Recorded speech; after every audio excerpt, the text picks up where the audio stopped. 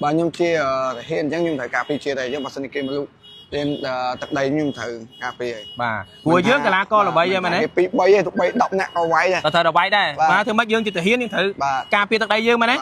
chẳng bà này thao tại kia có hái cứ đăng cái từ cứ sùng khán cứ cà phê tận đây dương mà đấy hay là muôn nó chụp bom ôn con toạp chua mục dương nó đẹp phía à rầm mấy đây rầm nhưng mà bài chất để xa nhưng trong từ đó từ chất quạt hay từ số quạt như vậy bà chẳng ngày đấy cứ tới mũi nó không phun Gensburg đấy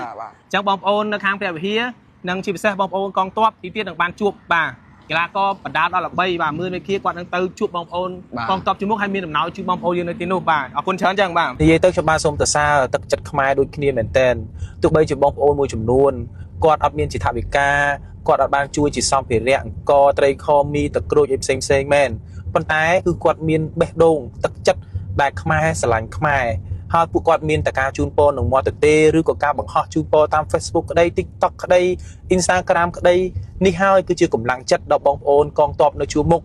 mình men to tại thay dương miên thả bị ca mình men to tại dương trơ tại chui chỉ xong thì rẹn xem đọc bóng ôn con tọp ban hai thay dương sờ lạnh như tê ban hai ta mìnhรูปភាពនៅក្នុងវីដេអូនេះទោះបីជាខ្ញុំបានបញ្ជម្រាបជូនក៏បងប្អូនទាំងអស់គ្នាអាចទេដឹងដែរថ្ងៃនេះក្រុមហ៊ុន Gensburg គឺបានរៀបចំនៅការឧបត្ថម្ភជូនដល់បងប្អូនកងទ័ពនៅជួរមុខដែលកំពុងតែការពារព្រំដែននោះបើគ្រាន់តែសរុបជាទឹកប្រាក់រហូតដល់$45,000ឯណោះបងប្អូនហើយចង់ដឹងថាតើការឧបត្ថម្ភថ្ងៃនេះទៅកាន់បងប្អូនកងទ័ពដែលជាជំនួយថ្ងៃនេះគឺមានអ្វីខ្លះឥឡូវបងប្អូនទៅទស្សនាវីដេអូរបស់ខ្ញុំទាំងអស់គ្នាបានឲ្យដំណើរទៅកាន់ខេត្តព្រះវិហារនេះផងដែរបាទពីក្រុមហ៊ុន Gensburg ក៏បានធ្វើការឧបត្ថម្ភជាទឹកប្រាក់សរុបទៅរហូតដល់$45,000ឯណោះបាទក្នុងនោះរួមមានរថយន្តបាទ Pickup Ford ចំនួនបាទ10គ្រឿងរួមមានកចំនួន100តោនបាទភេសជ្ជៈ Boost Strong ចំនួន1000កេសបាទទឹកផ្លែឈើ Flashy ចំនួន1000កេសរួមជាមួយនឹងបាទភេសជ្ជៈ Idol បាទចំនួន1000កេសផងដែរបាទអញ្ចឹងនេះគឺជាទឹកចិត្តដ៏ធំធេងមែនទែនរបស់ក្រុមហ៊ុនបាទ Gensburg ជូនដល់បងប្អូនកងទ័ពជួរមុខយើងជួរក្រោយគឺយើងដល់នៅកម្លាំងចិត្តក៏ដូចជាភាពកក់ក្ដៅជូនដល់បងប្អូនកងទ័ពនៅខាងជួរមុខបាទនៅក្នុងថ្ងៃនេះខ្ញុំបាទក៏សូមអរគុណមែនទែនដល់ក្រុមហ៊ុន Gensburg ដែលបានចំណាយថវិកាយ៉ាងច្រើនបាទនិយាយទៅសរុបរហូតដល់$45,000គឺច្រើនមែនទែនបងប្អូន